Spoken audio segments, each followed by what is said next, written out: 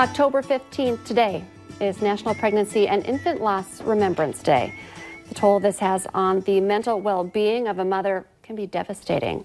With us today, we have Dr. Reinardy to talk about the impact this can have and the avenues for recovery. Thank you for coming in today. Yeah, you bet. I'm glad to be here. And it is a really difficult topic to talk about, but a really, really important one to let families and women know that they're not alone with this. 1 in 4 people experience a miscarriage, a loss of a child during delivery, or a child dying within that first year of being born. So this is something that's quite common, quite tragic, but oftentimes not talked about. And that's why it's so great to talk about this topic, to let women know that they're not alone, and family members for that matter too. It doesn't just impact the woman who's experienced the loss, but the entire family as well. I do feel like it's slowly changing. It's still something that's hard to talk about, but I know when I started having my children, that's when I started realizing my friends had suffered loss, but then my mom and my grandmother. So it's not something that's new, it's just new that people are talking about it. Absolutely. And I think it's something I've always been really open with. I had 2 miscarriages and was supposed to lose my daughter at 14 weeks. I had a placenta abruption. And so anything short of a miracle, I was supposed to lose her as well. And so I didn't know anybody. I had one friend that lost a baby during delivery, and that was really all that I knew. So, and then slowly as I opened up more to people, kind of similar, I started to learn, wow, this is something that does impact a lot of women. And that was only 10 years ago. So looking at how much more people are talking about it is a really, really important thing. And really being able to understand the impact that this type of loss has and always has had, whether people were talking about it or not. It's something that women who have experienced a miscarriage 20 years ago or lost a baby during that first year to SIDS 20 years ago can still be impacted, and oftentimes are, by that type of loss. So it's never too late to talk about it either. And there's no one way to deal with it or to react as well, right? Because every person, it's their own loss. Right.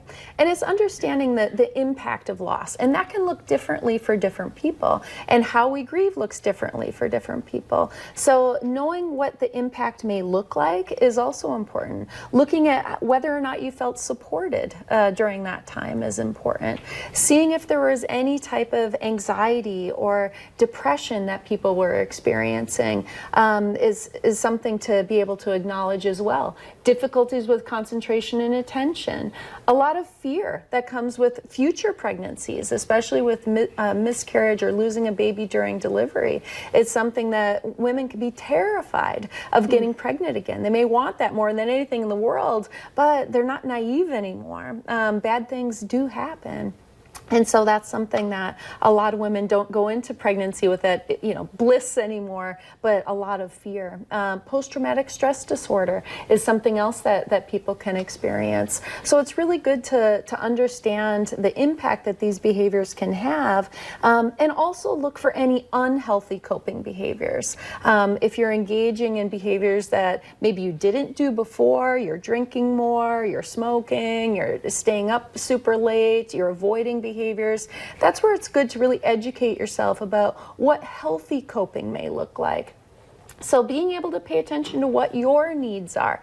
Everybody's needs are different. If you have friends who experience loss and they maybe don't seem like they need a lot from the outside, that doesn't mean that you have to keep your experience silent or not ask for help from other people. Everybody grieves differently. Even within a family, people can grieve differently. So how you grieve may be different than your husband. If you already have children in the home, being able to explain death to children is really important, especially young children. They tend to internalize and blame themselves for losses. Can you touch on wave of light? What does that mean? So wave of light is a really beautiful thing. So tonight at 7 o'clock, everyone is encouraged to light a candle. This is a picture of my daughter and 2 candles that are lit for the 2 babies that I lost, and she understands that. So at 7 o'clock in every time zone around the world, people light a candle for a continuous wave of light that circles the globe. So it's a pretty amazing event. You're encouraged to light the candle at 7 o'clock and leave it burning for the full hour. Dr. Reinardy, thank you so much for coming in. And just remember, you're not alone, and reach out for help if you need to talk to someone. Absolutely. Stay with us. Coming up next, we have our good friend Tony Walls in to talk fun with finances. Stay with us.